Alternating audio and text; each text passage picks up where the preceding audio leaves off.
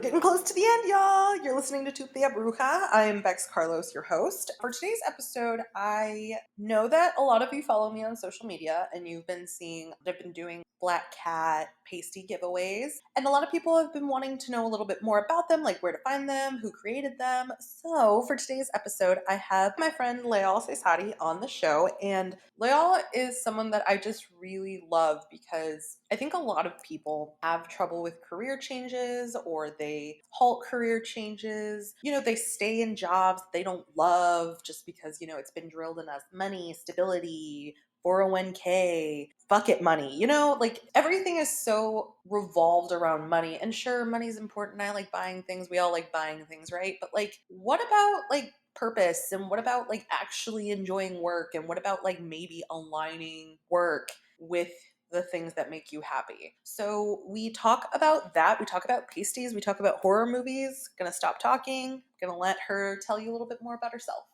Okay, so I've said it time and time again. I really love podcasting because it's allowed me to meet so many cool and interesting people just all over the world. Some of you listened to my last podcast, which was Explained to Me, and I was actually on a road trip to Dallas, and life being life, I ran into someone and they were like, you need to check out my friend's podcast. And like, we just spent a whole bunch of time catching up before the podcast. And I don't know, it's just really nice to like hear from you again. So thank you so much for being on my new podcast. Yes. Oh my gosh. Thank you for reaching out. This is like a nice reunion. And I really miss podcasting. So this is awesome. I just really love about you. I think when you create something, you have like a very specific aesthetic. And I really got that from like the podcast. And I got that from like the pasties that you started creating. And all of the images that I saw, I was like, yes, I love that. That's something I want to try and create. And they're so cute and just kind of like them. And I think that sometimes with pasties, they can be very intimidating because it's a little too flashy or it's like very simple, you know?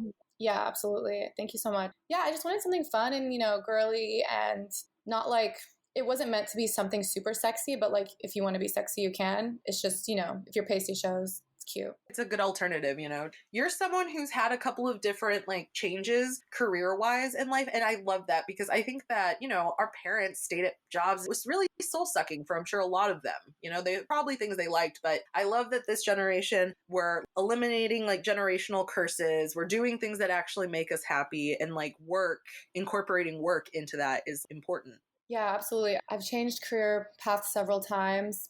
My first business I started when I was 19 years old. Still open, Cafe Layal Midtown. So I ran that for a few years, and my dad was an entrepreneur, so I think maybe that's where I got it from. I guess my dad wasn't like the super typical dad because he just like would start businesses and then like if it worked then he'd end it, and then if it didn't then he'd like sell it. So I think that's kind of where I got that, and yes, I get bored easily. I think you see it with a lot of different creative people, the desire to create changes. What you want your work environment to be, or the thing that's particularly influencing you, or even the thing that's in demand, that your skills, fill that niche. It changes. If 2020's taught us anything is we have to adapt. Right. And I think like somebody once told me that I was just like super adaptable to situations. I was married young and I got a divorce when I was 22, moved to Australia, just like backpacked and like bartended. And then I came here. I was like an EA, but I always like did marketing on the side and I was always super creative. And I went to school for PR as well. So it just kind of like, I don't know, I guess now I'm at this place where it's like everything's kind of come together in my life. I know the business side of things, the hospitality world. I'm super creative and I like change and stuff. And now I work in marketing and I work with other people in their businesses and I get to be creative. But, I also kind of know a little bit what I'm doing. And I think like, works out in the end. You really do have an eye for different things. Do you think you're a spiritual person, or do you feel like you have a connection to the universe and kind of the earth or anything like that? I am spiritual. I believe in a lot of different religions, but I try to be in tune with like myself and like, I like to have my alone time. That's really important to me, and time to meditate. I noticed when I don't do that, I just don't sleep well, or I'm just like, a bit flustered. I wish I could have more time to connect to that side of myself, but I'm working on it. What about you? Would you say you're spiritual? It's when I started kind of, I think, researching more of the practices of my ancestors and really just putting into the universe, like, hey, this is what I'm wanting. Like, can you please help me, like, help myself so I can help other people and, make the world a little bit better. Sometimes I feel like it's weird. I feel like I'm bargaining a lot with the universe, but That makes complete sense. I get it. I think it's hard being the child of immigrants because I feel like sometimes I think to myself, was the sacrifice of being here worth what I'm doing? And that's a lot of guilt to put on your shoulders, but I always find myself like in that spot. Finding things that align with my purpose and make me happy and help others is something that's really important to me. Focusing in the things that I do to try to create a good ripple effect in the world, like I'm just hoping that it comes back to me. And it has in a lot of ways. I'm grateful. That kind of sounds like I'm like, but I'm like, no, I'm really grateful. I've been very lucky. I definitely believe in like, if there's one thing I believe in, it's energy. I believe like whatever you put out into the world will come right back to you. Doing good and trying to be kind to others and try to be helpful and like really, be just like empathetic to other people. I think a lot of people, forget about that. And I just think that makes me feel good when I can like try to look at things from other people's perspective or like help somebody when I can. Cause like, life's so busy and we sometimes forget about that kind of stuff. That's something that I've like during the quarantine have tried to work on because I feel like sometimes I'm just like with people, I get frustrated personally and I'm just like, how is this something that, you've never thought about? And it's really just like the realization that's like, hey, white supremacy has literally impacted every aspect of our life. So like everyone's on a different journey to decolonizing, if that's even something they want to do. You know what I mean? Right. And I've noticed a lot of like, everybody's handling this time so differently. Like I've noticed a lot of people like have, might get angry a little bit easier or just frustrated easier, which is totally normal. We're all going through like something pretty traumatic. Right. Everybody's just coping. And one thing that's been really helpful for me in my coping is tarot. I feel like I had helped co-create a tarot deck a while back ago, and that's kind of That's so cool. yeah, thank you. It was honestly because tarot was always something that I was super interested in, but it made me really intimidated for a really long time. Really? Why? There's so many cards. There's 78 different cards and I was just, what do they mean? And there's different people read different ways. Some people read them only like right side up and some people read them regular side up and then reversed. And it's like you basically have to, what's 78 times 2? It's 148. I can't do math. Something in that ballpark. Mm-hmm. Basically, yeah, so you have to understand the meaning of both of those. And it's just, it can mean different things depending on the situation. So it's all kind of about just really feeling it out and seeing what feels the most overwhelming. Like, for example, I read for someone and they were kind of not into it at first. And I was like, let me just read one card. And if you really don't like it or you're uncomfortable, we'll stop. And she was like, okay. I read one card and it was so accurate, almost to the point where it was painful because all of the things that resonated with this card were sort of what she had sort of the point that she was in her life. And there's like in tarot there's 5 different types of cards and the major arcana is the part that symbolizes the life journey. And just every card that she got after that was just very applicable. And it was good for her to, I guess, get into a spot where she could acknowledge some of the stuff she'd sort of been through that she wasn't dealing with. So it can be very healing for some people, you know what I mean? And I think for me, it has been. Taking a pause from the episode, Halloween season, it's almost coming to an end, which is unfortunate, which means the election season is almost coming to an end. And I know that we're all ready for it to be over. One thing to look forward to is Melissa at Temperance Home Bar is doing tarot readings, and some of the proceeds are going to benefit Raíces. And if you don't know what Raíces is, it is a nonprofit that focuses on helping anybody who has been detained by ICE. For the adults, it pays bonds, it helps get them back to their lives, to their families. For the children, it gets legal counsel to be able to do everything that, can be done to protect them. If this is something that's important to you, check out our show notes. The info for how to follow Melissa, get in touch, keep up with her is there. That's Temperance Home and Bar, and now we're going to get back into the episode.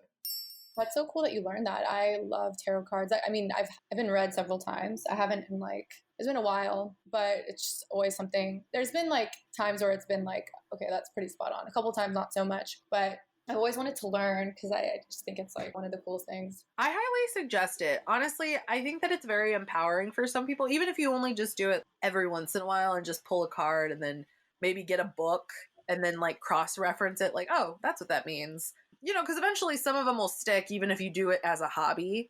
Yeah. It's like the Halloween season. So can you tell me a couple of your favorite horror films?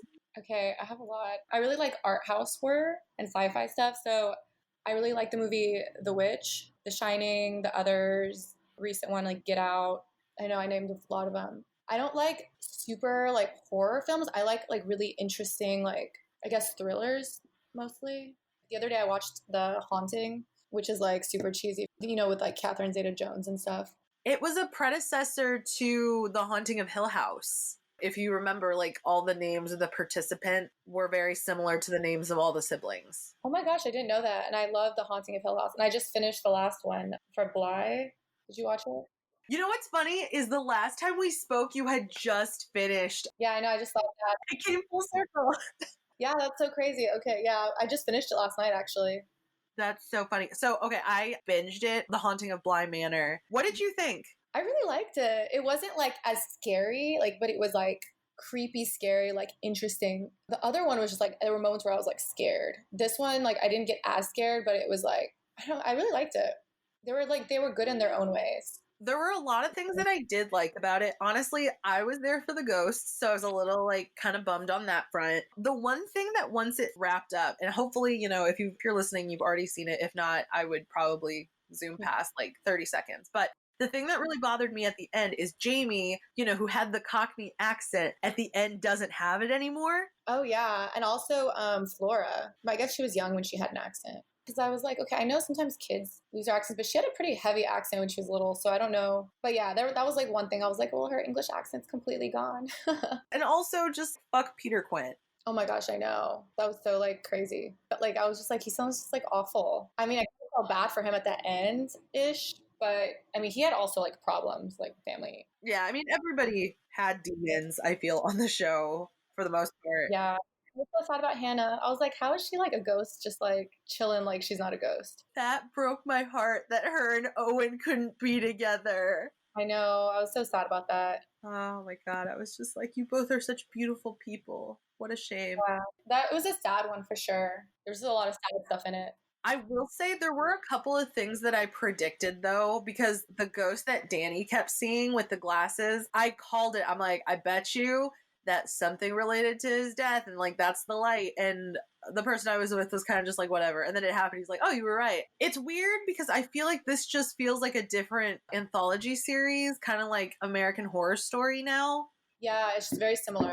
Yeah. Same characters, but like different, which I love American Horror Story. And honestly, it's done very differently. This one still has stuff that I guess doesn't always wrap up completely, but I think it does a better job of kind of, wrapping it up at the end. Yeah, I'm really happy with this series. American Horror Story, like the style is just different because it tends to be like, there were like things and depends on which one you watch, but like, I guess like on the more like shocking end, they wanted to like always shock you. And it was like a bit more like there were times where I was like disturbed, like especially like on Asylum for American Horror Story. I was like, oh my gosh, I can't watch this, which I didn't feel with like these last two on Netflix. I think anything personally related to like how they used to treat mental health really kind of fucks me up personally in a way. So I relate though. Yeah, that one I was like, oh my gosh, I can't watch this. One thing I wanted to mention because, with your podcast, Hold My Pasties Please, like you started making pasties and you make a black cat glow in the dark pasty, which is so cute. It's Jinx, right? Yes. Okay, I always want to call it Jinxie because I just think that's like super cute for some reason. I'm just like, oh, it's because it's so cutesy. I'm just like Jinxie. Anyway, I've been giving them away as different things for various things on like social media, and people think they're so cute. So I wanted to let you know that first of all. And That's my favorite pasty. I love it. It actually looks like my cat. I have a black cat and has like green eyes. And I'm just like, he was a kitten, I was just like putting him next to each other. I was like, oh my gosh, you guys are twins. What other designs do you have? Like stars. We have like the fruit line, lots of different stars. And then we have the evil eye, pineapple, kiwi. The stars did really well and the Jinxie did really well. Like, especially now because Jinx is glow in the dark. So it's kind of fun under something black. That one's my favorite one. They're all super cute. So if you're someone who, wears pasties on the regular, where can people find them? HoldMyPastiesPlease.com. All right. Well, with all the different things you have going on, where else can everybody support you and keep up with you? So QHeartsCreative.com, my website, or QHeartsCreative on Instagram. Awesome. Thank you so much. And I'll link to all the different things in the show notes so people can access you. Thank you so much again for being on the show. Of course, thank you so much for having me. It was nice coming back. Oh, yay. The podcast world welcomes you with open arms. Thank you. So that was the episode. Okay, all of the links to support Layal are in the show notes, and I highly suggest that you buy the pasties. And also, I didn't even know that she made an evil eye one. So there you go. If you're having a lot of negative energy coming your way because people can't stand to see you happy, succeed, whatever, if you have a lot of jealous, ugly, horrible, shit talking people around you, buy some of those, put them on your boobs, and you're gonna feel so much greater because all that nasty energy that they're sending you is going to go back to them. So fuck them. Anywho, this is the show. Thank you for listening. Check out the podcast on Instagram and Twitter. It's Tutia Bruja. You can follow me at Bexby Caston. Okay, that's it. I appreciate you. Thank you for listening. Bye.